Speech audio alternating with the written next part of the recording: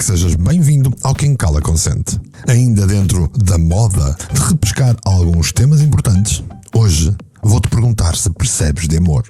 O meu nome é Mário Portela. Bem-vindo a mais um episódio fantástico do teu podcast favorito. Levanta-te já, faz-te ouvir, é a hora de agir. Hey, oh, quem cala consente.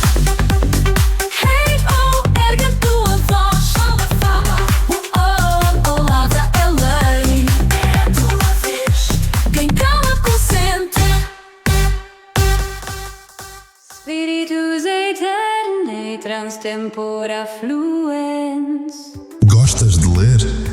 Infinitas é um thriller psicológico que mergulha em conspirações ocultas, sociedades secretas e um passado que se recusa a ficar esquecido. Adquire contatando-me ou em qualquer loja da Amazon. Infinitas, espelho do tempo. Infinitas. Ora, cá estamos, e eu iniciei este episódio a promover o meu novo livro Infinitas. Podia ser um romance, é um thriller psicológico, é um livro de ação, é um livro que te vai prender do início ao fim. Mas podia ser um romance, porque hoje caía que nem ginjas. Afinal de contas, 80 malditos por cento dos casos de depressão em Portugal têm como origem o stress emocional. E sabes qual é a principal fonte desse stress? Relações. Relações falhadas, relações amorosas que se arrastam no tempo, relações tóxicas, relações que se arrastam como se fossem cadáveres em decomposição nos corredores da nossa vida. Na verdade, nem se deviam chamar relações, deviam ser relações. É impressionante como continuamos a falhar redondamente naquilo que nós mais desejamos: amar e ser amados. Pascal dizia que o coração tem razões que a própria razão desconhece. É uma frase bonita, não é? Poética até. Mas permite-me discordar frontalmente desta frase. O coração não tem razões misteriosas. Tem padrões, tem química, tem traumas escondidos. E eu sei dizer-te exatamente quais são. Lá bem no início deste podcast, há 2 anos atrás, no episódio 22, eu abordei exatamente este tema. Hoje, mais de 100 episódios depois, regresso ao tema porque, francamente, a situação não melhorou. Bem pelo contrário, continuamos a confundir paixão com amor, dependência com conexão e a chamar almas gêmeas a pessoas que são apenas reflexos distorcidos das nossas feridas de infância. Achas que percebes de amor? Deixa-me rir. Não percebes tu? Não percebo eu. Não percebe ninguém. Perceber de amor é como um peixe achar que percebe de água. Estás tão imerso nas tuas próprias narrativas românticas que nem consegues ver o óbvio. Aquilo que chamas de amor é frequentemente apenas um elaborado mecanismo de defesa, um padrão repetitivo ou uma tentativa desesperada de curar feridas que nem sabias que tinhas. Andamos todos por aí a navegar às cegas num mar de emoções, a confundir química cerebral com destino, a romantizar comportamentos tóxicos como se fossem provas de paixão. Ele é ciumento porque me ama muito. Não, querida. Ele é ciumento porque tem inseguranças do tamanho do Everest e tu és apenas o bode expiatório dele. Claro que, pela conversa, já notaste que estás no Quem Cala Consente. E hoje eu quero desmontar, peça por peça, essa máquina defeituosa a que nós chamamos amor. Eu quero mostrar-te o que realmente se passa nos bastidores do teu coração. Talvez te possa até dar algumas ferramentas para construir algo mais genuíno a partir dos escombros das tuas relações. Talvez te possa auxiliar a dar mais um passo num plano para tu viveres em pleno. Porque nenhum de nós vive sem amor. Bem-vindo ao 134º episódio do Quem Cala Consente. Prepara-te para uma dose de realidade que pode doer, mas que pode salvar-te de seres mais um na estatística dos tais 80%.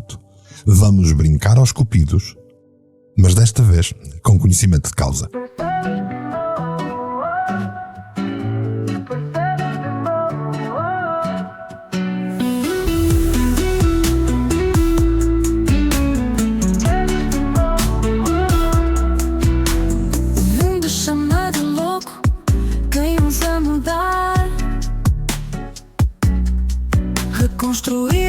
consciência, aprender a amar. Não importa quem tu és, a idade ou que viveste, o amor é uma jornada.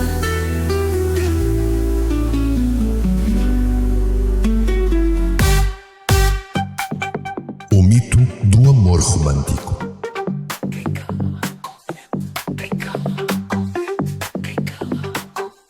Já o disse, o coração tem razões que a própria razão desconhece, e também já o disse que este mantra de Pascal é repetido desesperadamente como se fosse uma desculpa para se continuar a amar quem nos destrói. Deixa-me ser claro, o coração não tem razão nenhuma. O coração tem química, tem programação, tem padrões inconscientes que te manipulam como um fantoche, enquanto tu inocentemente chamas a isso destino. Portugal está a afundar-se, de acordo com as últimas estatísticas, numa espécie de epidemia silenciosa. Mais de 80%, porque ultrapassou no final do ano passado, mais de 80% dos casos de depressão no nosso país têm como causa primária o stress emocional provocado por relações. Grande parte delas, relações românticas. E adivinha de onde vem grande parte deste stress? Dos relacionamentos que nós construímos baseados em fantasias que nunca funcionaram nem nunca vão funcionar. Achamos todos que sabemos o que é amor. Vemos filmes e dizemos que sabemos amar. É romântico, não é?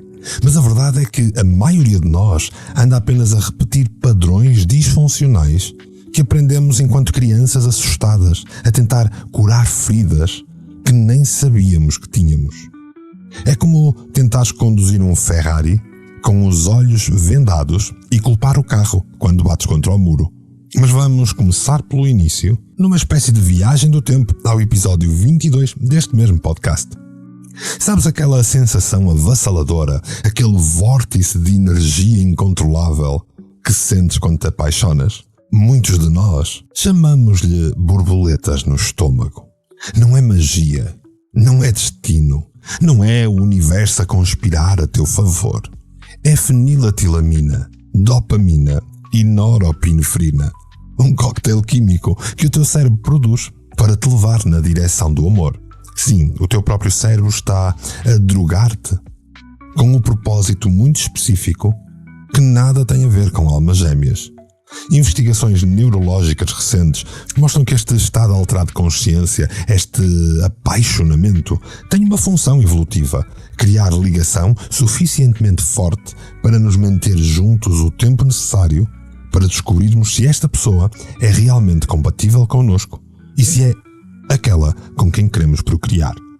Mas há um detalhe crucial que a ciência moderna confirmou e que Freud, Jung e outros já suspeitavam.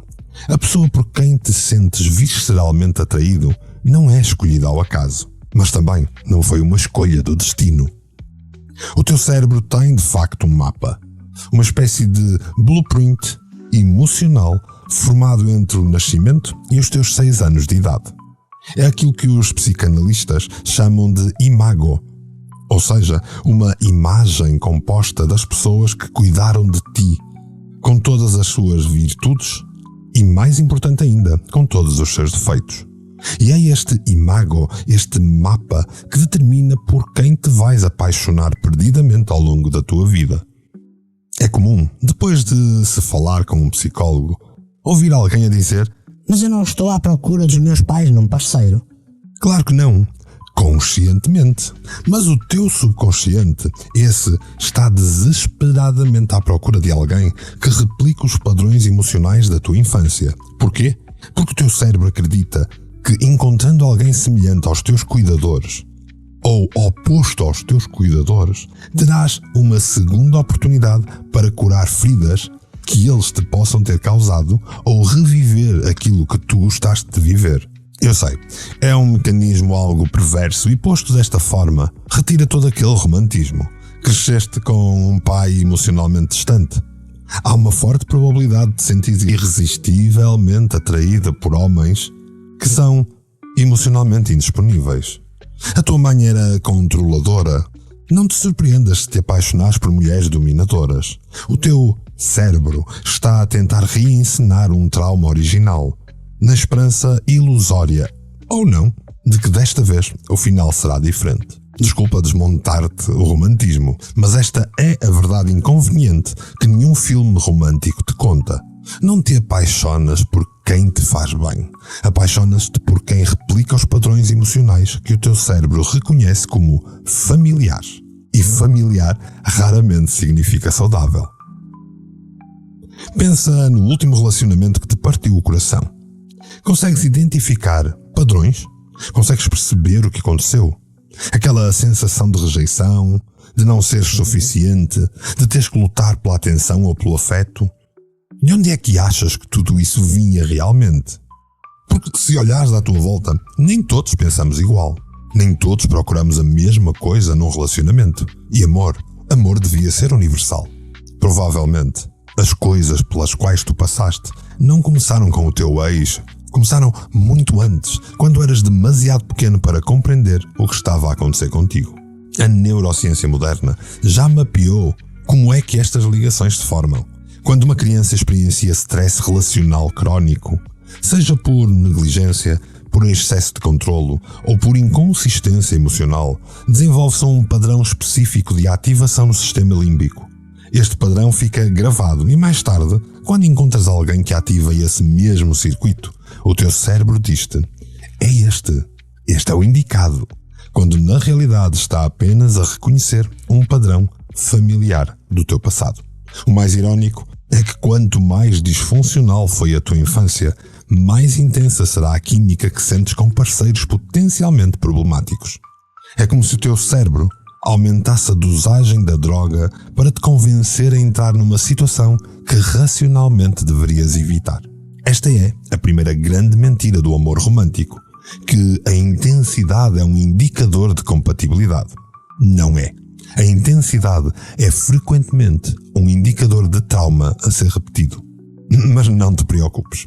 Não estou aqui para te dizer que estás condenado a repetir os mesmos padrões para sempre. Estou aqui para te mostrar como quebrar o ciclo, como perceber de forma racional e consciente se percebes ou não de amor. Porque afinal de contas, o coração tem razões que a razão pode perfeitamente conhecer, desde que tu estejas disposto a olhar para essas razões de frente. E se calhar para isso, vou-te falar das etapas do amor. Em que etapa estás? Percebes de amor? Percebes em que etapa estás? Qual etapa? A loucura do amor, a sabedoria demais. Cruzamos mil caminhos até chegar lá. Cada etapa espera quem se permitir sonhar. Gênero, crenças, passado. Teu passado, nada disso importa agora. Não importa, o amor é tua bússola.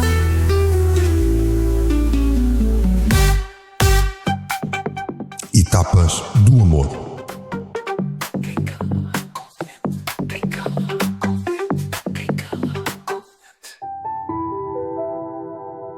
Bem, agora que já percebemos que o teu coração é tão mentiroso como o meu, são corações mentiroso-compulsivos, vamos desvendar as 3 etapas do amor que praticamente ninguém explicou. E não são aquelas etapas açucaradas dos livros de autoajuda que prometem um felizes para sempre se seguires 7 passos simples. São 3 etapas lógicas, provadas cientificamente, que te podem conscientemente ajudar a perceber se percebes ou não de amor. A primeira etapa é aquilo a que se chama a química experimental. É aquele estado de loucura temporária que te faz acreditar que encontraste a pessoa mais extraordinária do planeta. É uma etapa química, é uma etapa apaixonada. Sabes de que etapa estou a falar, certo?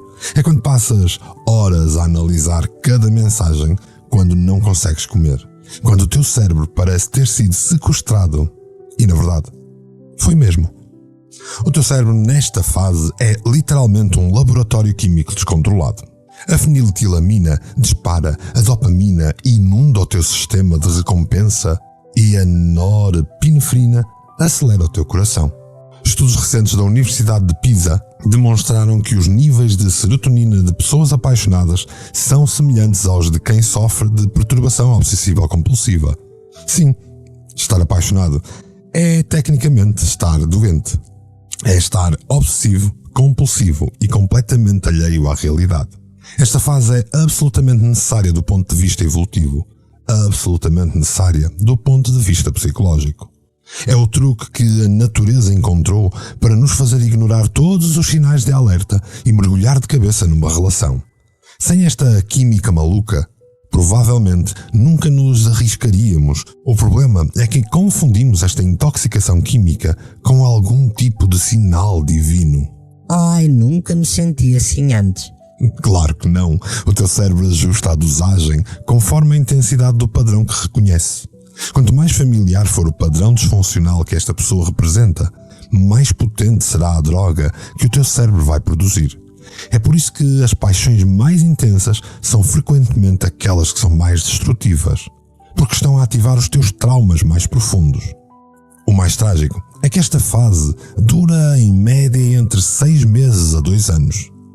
Mas felizmente não mais do que isso. A ciência é implacável. Os teus neurotransmissores vão inevitavelmente regressar aos níveis normais. E quando isso acontece, entras na segunda etapa, que é a batalha do poder. Aqui é onde tudo começa a desmoronar-se. A química diminui e de repente aquela pessoa maravilhosa transforma-se num ser humano normal, com defeitos irritantes e hábitos às vezes insuportáveis. Pior ainda, começas a ver nessa pessoa exatamente os mesmos padrões que te magoaram no teu passado. E não é coincidência. Porque foste tu que escolheste. Lembras-te daquele imago que falei anteriormente? É agora que este imago se revela completamente. Aquela sensação de já vi este filme antes não é paranoia. É o teu cérebro a reconhecer um padrão familiar. O parceiro que parecia tão atencioso começa a mostrar-se controlador. A parceira que parecia tão apaixonada revela-se agora emocionalmente distante. E tu, em vez de fugir, ficas ainda mais determinado a fazer funcionar. Na batalha do poder, nesta segunda etapa, ambos os parceiros estão essencialmente a tentar reescrever a sua história de infância. Estão a tentar inconscientemente fazer com que essa pessoa os ame da forma que os seus cuidadores não conseguiram. E adivinha só, o parceiro está a fazer exatamente a mesma coisa contigo. É uma dança disfuncional, onde cada um tenta manipular o outro para obter o que precisa emocionalmente. Um retrai-se, o outro persegue. Um critica, o outro defende-se. Um explode, o outro silencia.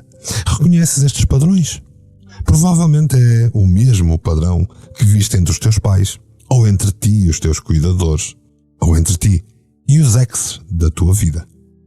Os dados são de facto desanimadores. 85% dos casais ficam presos nesta fase, na batalha do poder. E depois repetem constantemente os mesmos conflitos, as mesmas discussões, as mesmas mágoas, ano após ano, década após década. Alguns, pelo caminho, separam-se, outros resignam-se a viver em guerras frias emocionais. E só uma pequena minoria consegue ultrapassar esta fase, esta etapa. E essa pequena minoria entra na terceira etapa, a etapa do amor consciente. O amor consciente não tem nada a ver com aquela visão romântica de almas gêmeas ou metades de laranja. Pelo contrário, é o reconhecimento maduro de que estás perante outro ser humano, completo e separado de ti, com a sua própria história, os seus próprios traumas e as suas próprias necessidades. Nesta fase, a química inicial já se transformou em algo mais estável. A ocitocina e a vasopressina substituem a dopamina frenética, criando um vínculo mais profundo e muito menos volátil. Mas o mais importante não é a química, é a consciência. No amor consciente, ambos os parceiros reconhecem os seus padrões disfuncionais e assumem responsabilidade por eles, em vez de tu culpares o teu parceiro por te fazer sentir assim e assado. por te fazer sentir rejeitado, reconheces que essa é uma ferida antiga que estás a projetar na relação atual. Em vez de exigires que o outro preencha o teu vazio, aprendes a preencher-te a ti próprio e a viver uma vida em conjunto com o outro. Investigações recentes de neuroplasticidade mostram algo extraordinário. Quando entramos nesta terceira fase, literalmente reconfiguramos os nossos circuitos neurais que foram estabelecidos na infância. Criamos novas conexões, novos padrões, novas formas de responder ao stress relacional. É uma verdadeira metamorfose neurológica. Mas não se iludam. Chegar a esta fase requer muito trabalho duro, consistente e muitas vezes doloroso. Requer que olhes para as tuas feridas mais profundas e as reconheças como tuas. Tal como temos trabalhado episódio atrás de episódio, aqui, no Quem Cala Consente. Requer que tu abandones a fantasia infantil de que a outra pessoa te pode completar ou que te veio salvar. Tu não estás incompleto. Tu não precisas de salvação. A ironia suprema do amor é exatamente esta. Só consegues amar verdadeiramente quando deixas de precisar desesperadamente do amor do outro. E aqui está a verdade inconveniente. A maioria das pessoas nunca chega a esta fase. Preferem-se ver agarrados a fantasias, dramas, química. Preferem culpar os parceiros, as circunstâncias, os sogros, os vizinhos, o azar no amor. Tudo menos olhar para os seus próprios padrões. Portugal está cheio de relacionamentos estagnados na segunda fase. Casais que vivem em silêncios ensurdecedores, em ressentimentos acumulados, em pequenas vinganças diárias, a tal luta de poder. Casais que usam os filhos como escudos, o trabalho como desculpa, a rotina como anestesia. E depois perguntamos-nos porquê que 80% dos casos de depressão estão ligados ao stress emocional. A boa notícia é que tu podes ser diferente. Tu podes quebrar o ciclo. Tu podes chegar à terceira etapa. Podes fazer a transição da batalha do poder para um amor consciente. Não é fácil, não é rápido. E certamente não é o que os filmes românticos te prometeram. Só que isto é real, é duradouro. E ao contrário da química experimental, não tem prazo de validade. Mas para isto, precisas de primeiro fazer um diagnóstico honesto. Em que fase estás tu? Estás ainda intoxicado pela química inicial? Estás preso na batalha do poder?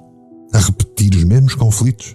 Ou já começaste a vislumbrar o que poderia ser um amor consciente?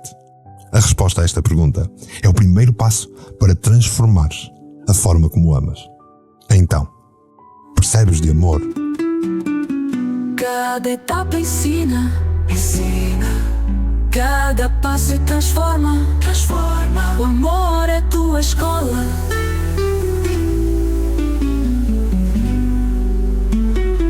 Percebes de amor? Percebes em que etapa estás? A loucura do amor é sabedoria demais.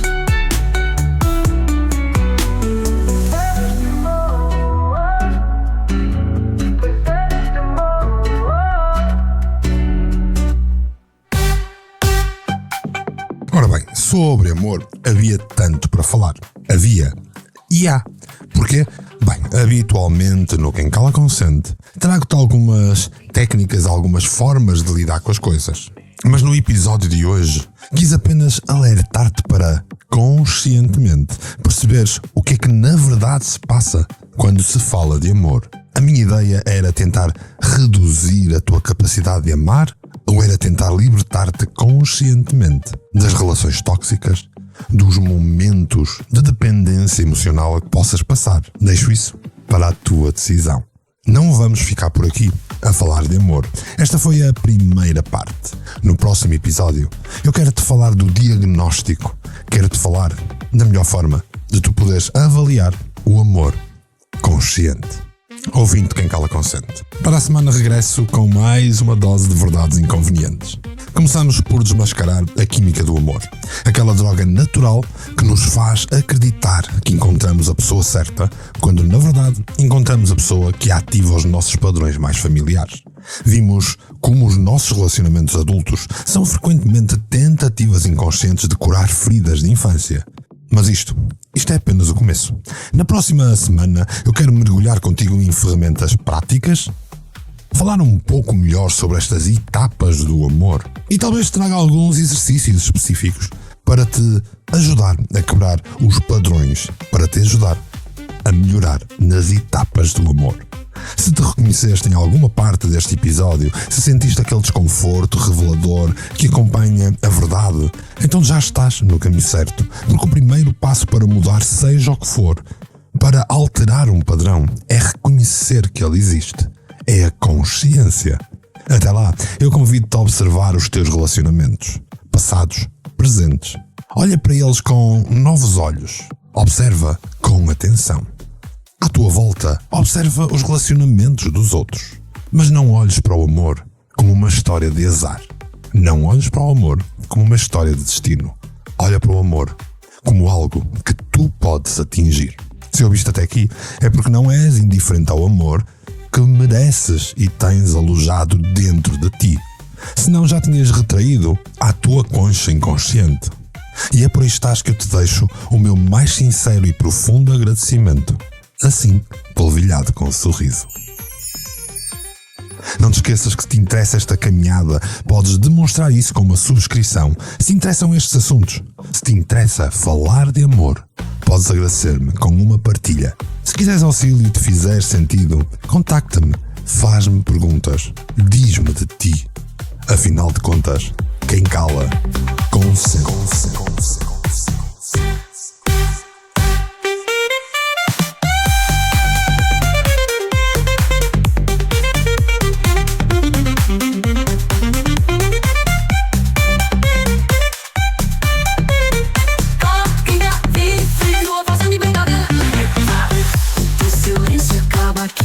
Quem cala consente, quem cala consente. Quem cala.